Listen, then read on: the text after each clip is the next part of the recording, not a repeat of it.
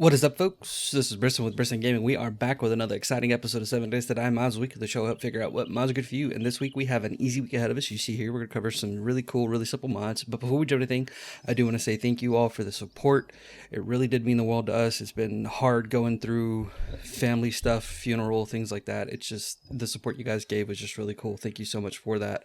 And also thank you, mod authors, because I was gone for like 2 weeks, didn't really keep up with mods and stuff like that like I should have, but coming back and seeing all the crazy stuff that's been made, it was like, holy crap, it's just super cool to see. Thank you guys so much for all the work that you do. But now we're going to jump into the mods. And the first mod is not just clubs, or not just for clubs, I'm sorry, by Weird. And it's a small mod that I really enjoy because it makes the metal spikes, the chain, and the barbed wire not just club weapons anymore. They can now be put into the pipe baton and the sledgehammers. So if we come in here and go to modify, we could put the barbed wire or the metal spikes and stuff in there. Now the downside of that is there is no visual change to it, but still you at least get the function of being able to have either the barbed wire to, you know, do the extra bleeding damage, or the spikes to reduce armor, or even the chain to give you a better chance to knock down. And you can put them on the sledgehammers, the pipe batons, and stuff like that. So it's a very small mod, and it is server side too, which is really cool. But it does give a lot of functionality, I think, to, especially depending upon how you like to play. If you like to play with sledgehammers, it makes these mods a lot more viable now. And especially being able to knock down, one big thing with a sledgehammer is that knockdown power. This really helps. That extra 10% could be a clinch, because you could knock down, you know, 6 zombies at once, be able to scamper, do what you need to do. But with that, we're gonna go ahead and move over to the next mod. Alright folks, so this next mod is the super cool LBX Beehive box by DanXVR, and this is just a really cool way to get honey. Now there's 2 versions of this mod. There's one that's a slow down version where it takes like 2 to 3 days to generate 1 to 2 honey, or then there's a regular one where it takes about a half a day and it generates again 1 to 2 honey. So depending upon how many you have down, you're going to get, I think I got at most was like 4 a day. The average is about 2 to 3 a day.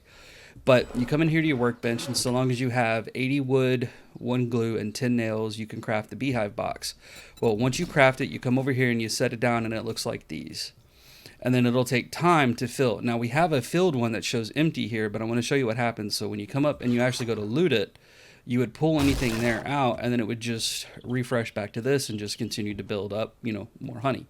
And that's what they look like. Again, it's a super simple way to get honey. You know, if you're one of those people that likes using honey for infections or just food or anything like that, this is a fun way to play with it. You don't have to worry about trying to find it from stumps or anything like that. It's literally just right here for you. It's super simple, super easy, super fun to use. But with that, we're going to go ahead and move over to the next mod. Alright folks, so this next mod is the LBX ChickenCoop bin by DanXVR, and again, it's just like the previous. There's 2 versions. There's a slowed down version, which takes about 2 days or so to process and give you, it's like 2 to 5 feathers and like 2 eggs. The other version is slightly faster at a half a day, and again, you get 2 to 5 feathers and like 2 eggs. It's kind of been the average for me. But you come in here to the workbench, and so long as you have 80 wood, 1 glue, 10 nails, 10 cloth fragment, and 1 egg, you can craft a chicken coop bin.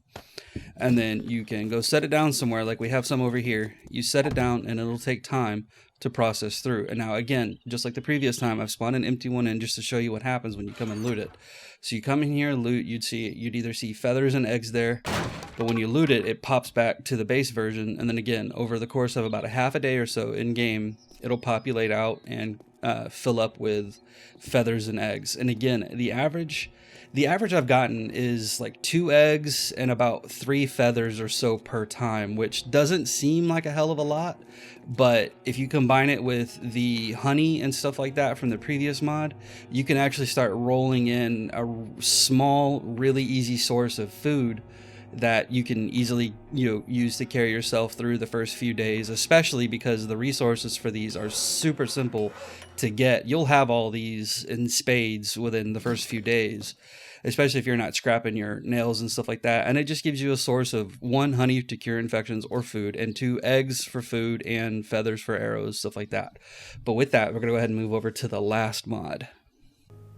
Alright folks, so this last mod is the damage and speed mod by Nice or Nicezen, however you pronounce it, based on the damage up mod by Tax12.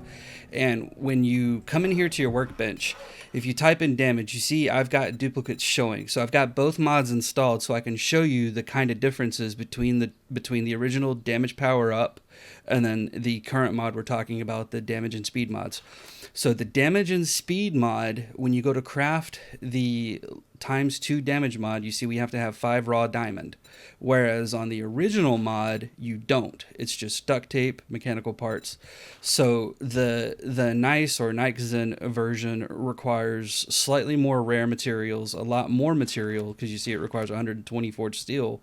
So it does give more sense of progression as it's a late game item you're going to craft as opposed to an early game item.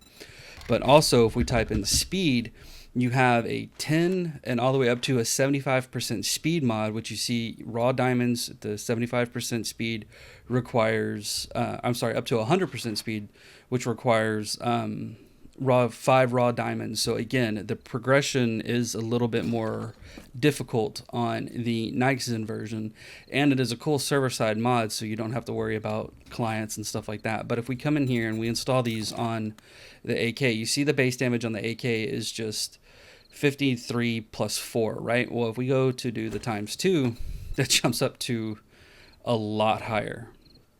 And then if we do like the 100% speed mod, you see our rounds per minute just super high. So it doesn't work quite as good with an AK, but if you're using something like a the M60 or something like that, you can just really chew through some bullets and put out some insane damage. That's why I really like this. Now on a horde night, you know, depending upon how many bullets you're putting out, you're going to just destroy your gun's durability. But it can make it to where the gun is going to do just so much better for you. And it goes not just on guns, you can put it on any kind of weapon for the damage power up. So if we wanted to do, say, sledge, we could do the sledge here, modify, and we could do a damage power up. We could even do a speed up, which, you know, gives you a little bit more attacks per second, but it's going to increase your stamina drain and stuff like that. So this is just a fantastic mod all around because it doesn't just go on guns, they go on any weapon. They can increase the speed, you know, if you want to do bare knuckle brawler. So we'll do like steel, we want to do steel knuckles. If I knew how to type. Oop, we had a level 5 version there, but you know, we'll settle with the level 1. And we'll put the 75% speed on there. And then we'll come in here. That's noticeably faster. That is putting out some punches. Now, if you've got the perks and stuff to where, you know, you're not going to drain your stamina as much, you can have a hell of a lot of fun with this on a horde night. It is a fantastic mod to play around with. I highly suggest you guys check it out. And again, it is server side, so hey, it works really good with friends. But with that, folks, we are done for the week. Thanks for sticking around. I hope you had fun. If you liked the episode, go ahead, like, subscribe, all that fun stuff. But have fun, take it easy, and we'll see you next time.